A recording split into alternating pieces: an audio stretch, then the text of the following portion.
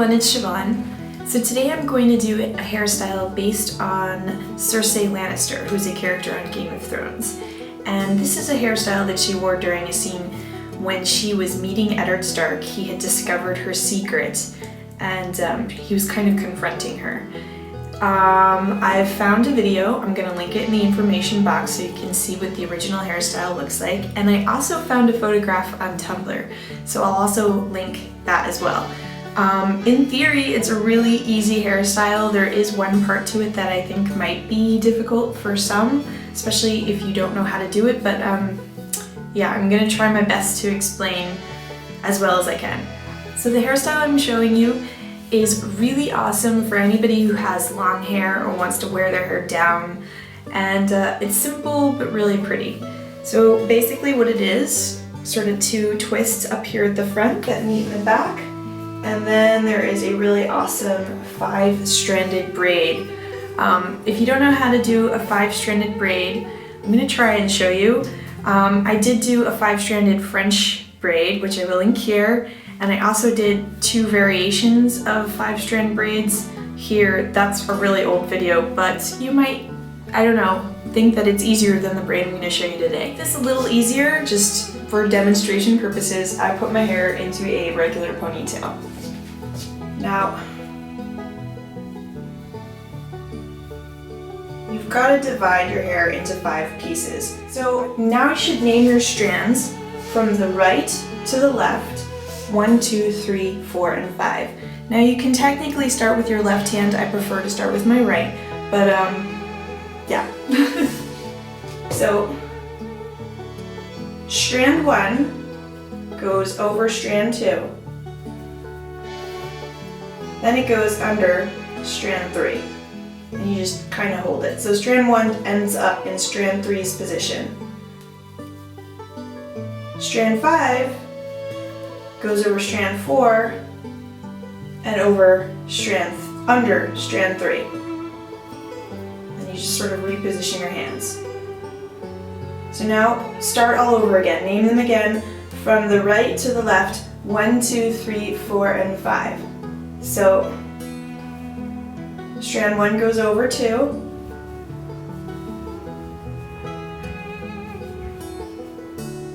and under 3.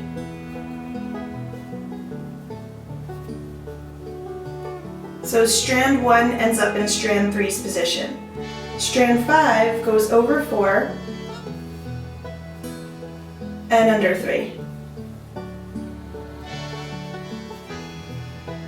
Continue to carry that pattern on for the length of your hair. So now that you kind of have a general idea of how a 5-stranded braid goes, I can show you the rest of the hairstyle. You can probably part your hair wherever you want to, but the actress had hers down the middle. First thing first is you're going to part a small section from the front on either side. So usually when I'm grabbing a side section, I kind of pull all this hair up, but you kind of want it to be right here, like maybe even just like above your eyebrow, and you want all this hair to hang down. So you're going to grab one section from this side, and I'm going to just clip it for a second so you can grab the other section. And try to match up with the other side. There you go. You could work on these 2 sections first. I actually kind of rather do them last. So I'm just going to twist them and pin them up. And just hopefully they'll stay out of my way. The hair that's left over from the sides, you're going to section again. You're going to take a pretty good chunk here.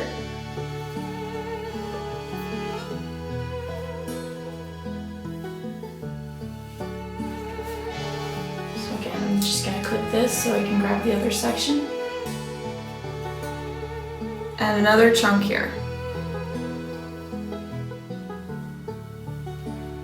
And you want to try and grab an even amount of hair on both sides. The rest of my hair, I'm going to ponytail it just to get it out of the way so it doesn't interfere with braiding.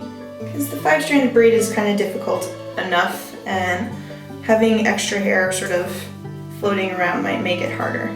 These 2 sections, this is what we're going to make the 5-stranded braid with. I use a clear elastic just because these hide really well. But of course you should use whatever works for you the best. Now I've grabbed the two sections, I've kind of smoothed them as best I can, and I'm going to tie them together. Now with this hair, I'm going to make a section in the middle and just push it through, like topsy-turvy tail. So you want to use the small section of hair now to make your 5-stranded braid. You just need to follow the same directions, and that is strand 1 over 2 under 3, 5 over 4 under 3, and then you just continue. It's a little harder when the strands are so small, but just take your time. Once you finish the braid, you don't have to braid all the way down. In fact, Cersei's braid wasn't braided all the way down. You can take a piece of hair and just wrap it around the elastic, and you can use a bobby pin to hold it in place. At this point, your hair should look something like this, with the two sections pinned up and the 5-stranded braid. Now when I first looked at this hairstyle, I was a little bit confused about the sections in the front. They looked like rope braids, but they're not quite.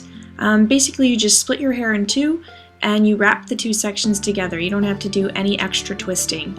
I know that for some this might not work, so you can always just do a rope braid in its stead.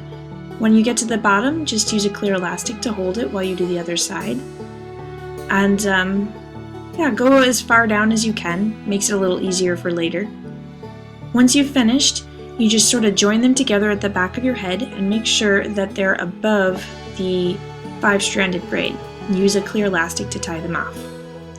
Then you can take the elastics off the bottoms of the twists, unravel them, and you're gonna tuck the ends of the twists into the section that you made for, I guess, the topsy-turvy tail thing.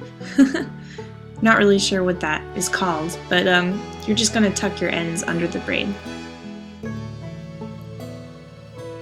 And voila, Cersei Lannister. I hope you guys enjoyed the video. Bye, see you in my next one.